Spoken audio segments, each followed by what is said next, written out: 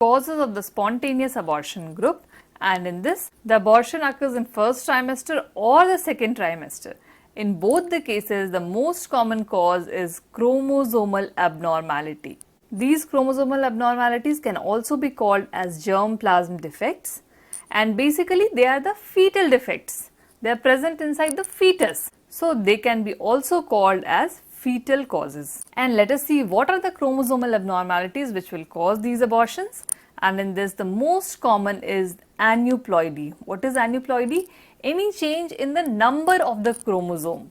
We know that we human beings, we are made up of 22 pair of autosomes, that is 44 autosomes, and 1 pair of sex chromosomes, that is either XY or XX. So a total of 46 chromosomes are present, or 23 pairs of chromosomes are present. So if there is any defect in this number of chromosomes, it is called aneuploidy. So this aneuploidy is a broad heading. In this you can have triploidies, that is 3 sets of the entire chromosomes, or trisomies or monosomies. And in this trisomies, there can be trisomy of any of the chromosomes. And separately, monosomy can also be of different types, and most commonly monosomy of the sex chromosomes, that is Turner syndrome. 46XO is the most common type of monosomy seen.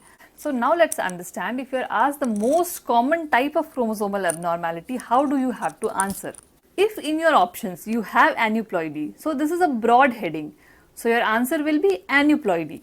But if aneuploidy is not there in the option and you have another broad heading of trisomy, so trisomy will become the answer. And if trisomy overall is not there in the option, and instead of this you have trisomy of specific chromosomes named. So in this, the most common trisomy causing spontaneous abortions is trisomy 16, which is responsible for somewhere around 16% of the spontaneous abortions. And if in the option you have monosomy X and trisomy 16, then out of these two, monosomy X, that is Turner syndrome, is more common. That is responsible for around 20% of the spontaneous abortions.